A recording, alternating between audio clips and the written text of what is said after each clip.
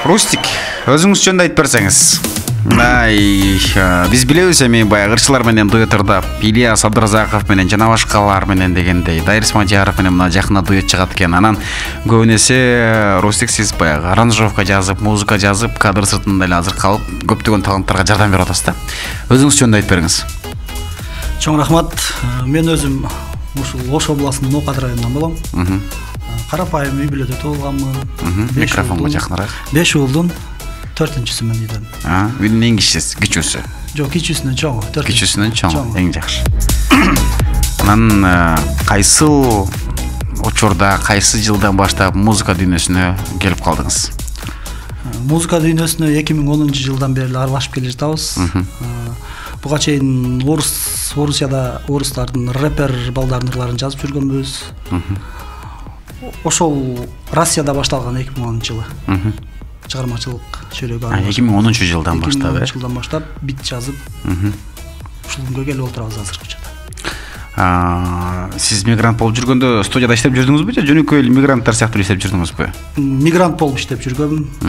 Андан кийин аны студияга өттүңүздөр. Андан студияга өтүп, ал жакта бит жазып, буга чейин ошол Орусиядагы аты чыгып калган рэпер балдар менен деле иштешип калдык.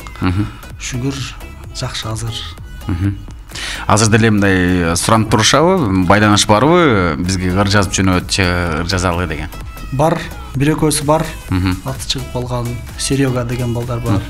Кирилл деген балдар бар. Ошолор менен иштешип турабыз азыркы учурда. Эң жакшы. Бул аларда эми жаштардын табити, мына рэп, музыка эми мындай башкача темпте дегендей. Кыргыз музыкасында, кыргыз шоу дүйнөсүндө кайсыл атактуулар менен иштешип жатасыз? Чоң рахмат. Биринчиден бул Кыргызстанда эң эле алгачкы Данияр Эрматов агабыз менен иштештик. Кетчи деген чыгармасынын сөзүн онун бар жогун даярдап бергенмин. Андан кийин Муралил Данияров досубуздун ырын жаздым 3-4-өсүнө. Ошол өкүл атам Ильяс Абдразаков экөөбүз чогурдаган Ыйлаба деген ырды жаздым, аранжировкасын сөзүн онун.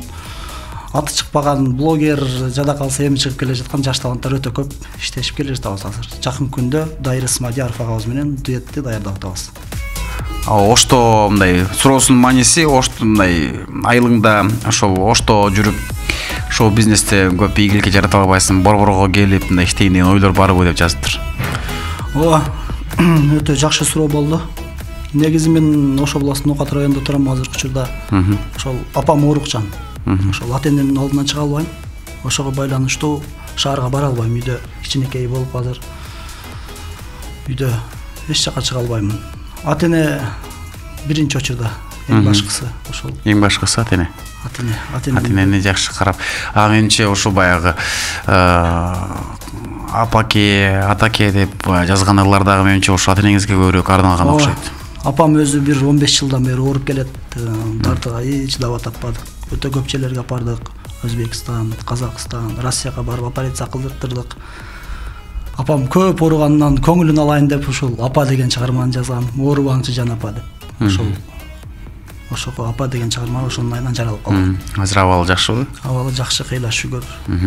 Баягы жакындарың ооруса, же болбосо кайсы бир нерсе болсо, баягы бир нерсе жаралууга түрткү болот, демек апакеңиздин ден соолугу бул сизди ойлондуруп, анан көңүлүн алайын деп бул ырды чыгаргансыз. Ооба. Өз көзгө деле жаш келип кетти ачыгы. Ошол апам көптөн бери ооруп аяк албай жүрөт. Мейлиңиз. Буюрса мындай Рустик мырза, баары жакшы болот.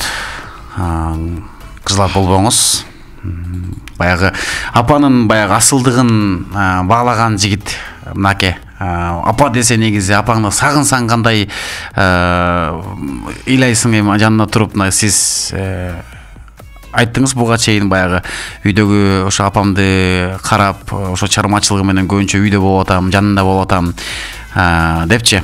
Буюрса жараткан өзүнүн баягы ооруну бергенден кийин шыпасын да берет деп коет. Буюрса кайсы бир нерсеге түрткү болот. Сиз мынакей өтө боорукер, апакеңизди аябай жакшы көргөн уулу экенсиз, аны биз сезип атабыз. Толкунданбаңыз, кызлап болбоңуз, баары жакшы болот. Чоң рахмат. Апалар аман болсун бул жашоодо. Апалар аман болсун.